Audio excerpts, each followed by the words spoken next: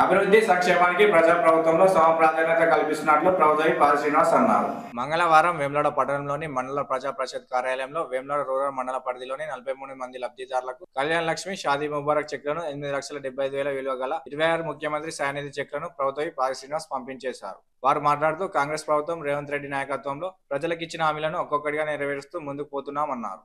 ఈ కార్యక్రమంలో market committee chairman Rondi రాజు, vice chairman Kanikarapu Rakesh, తహసీల్దార్ D Sujatha, ఎంపీడీఓలు రాజు Malhotra, market committee డైరెక్టర్లు, డీసీసీ ఉపాధ్యక్షులు సంగం స్వామి యాదవ్, రూరల్ మండల అధ్యక్షులు వకలాభరణం శ్రీనివాస్, మాజీ ఎంపీపీ రంగు వెంకటేశం, సోయినేని కర్ణాకర్, సయ్యద్ ఆదిల్ పాషా, నీరెడ్డి మల్లేశం, చిలక ప్రభాకర్, రోమల ప్రవీణ్ తదితరులు పాల్గొన్నారు.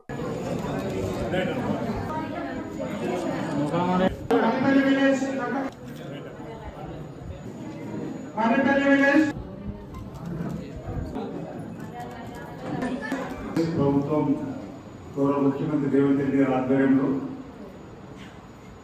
పరిపాలన పూర్తి చేసుకొని 1 సంవత్సర కాలం అయిన సందర్భంలో ఇప్పటికే ప్రజలు ఆశీర్వదించి అవకాశం ఇచ్చి ప్రభుత్వం ఏర్పాటు చేయడానికి సహకారం అందించిన క్రమంలో ప్రజలకు ఇచ్చిన హామీల్ని ఒకటొకటి అమలు చేస్తూ ముందుగా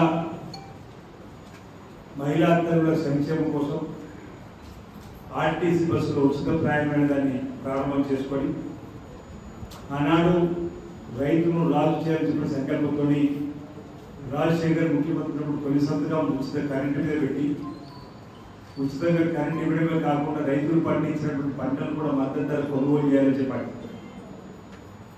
ధాన్యం కొనుగోలు కేంద్రం 2004 ఇంచుమించు 20 సంవత్సరాల క్రితం కాంగ్రెస్ పార్టీ ప్రభుత్వం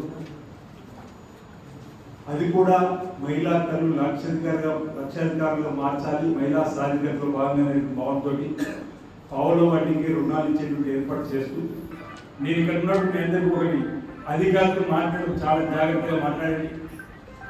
అధికారులతో మీరు మాట్లాడే పనిచేసుకునే విధానంలో చాలా జాగ్రత్తగా ప్రజా సమస్యను చెప్పే క్రమం చేయండి. ఇతరత్ర చెప్పే ప్రయత్నం చేయకండి. ఇతరత్ర మీరు చెప్పినప్పుడు వాళ్ళు ఇతరులు అడిగినప్పుడు వాళ్ళు మీ పేరు చెప్పి అతను చెప్పడం వల్ల ఈ పని చేసిన చెప్పంటే మంచి అయితే పడలేదు, కాస్త ఇబ్బంది అయినప్పుడు మీకు చెడు పేరు వస్తూ ఉంది, మీతో పాటు నాకు చెడు పేరు వస్తూ ఉంది. ఈ మధ్యలో ఒక వీడియో చూసినప్పుడు బాధ అనిపించింది. అంటే మనం ప్రజల అవసరాల కోసమే పనిచేస్తున్నాం, కానీ అలాంటి సంఘటన జరిగినప్పుడు గ్రామ బాధ్యులు మండల బాధ్యులు వెంటనే స్పందించి ఆ వివరణ ప్రజలకు ఇవ్వాల్సిన బాధ్యత తీసుకునేది ఉంటే తీసుకోకపోవడం కూడా ఇతర అనేక మంది మాట్లాడితే నా స్థాయిలో వివరణ మేము ఫోన్ ద్వారా చెప్పిన వాళ్ళకి ఇవ్వడం జరిగింది. అలాంటి సంఘటన కూడా పునరావృతం కాకుండా కూడా నాయకత్వం ఎక్కడికెక్కడ జాగ్రత్తలు తీసుకొని ముందుకు సాగాలని చెప్పని కూడా ఈ సందర్భంగా విజ్ఞప్తి చేస్తూ అధికారులు కూడా నిమ్మలంగా ప్రభుత్వం చెప్పేటువంటి కార్యక్రమం చేసుకుంటూ పోవడంతో పాటు జాగ్రత్తగా ఏ సందర్భంలో ఏం మాట్లాడాలన్నటువంటి ఆలోచనలు కూడా ముందుకు పోవాలని చెప్పిన సందర్భంగా అధికారులకు సూచన చేస్తుంది. బ్యూరోక్రసీలో మేము ఒకటే భాగం, మీరు ప్రజాసేవలు ఉంటున్నారు, మేము కూడా ప్రజాసేవలు ఉంటున్నాం.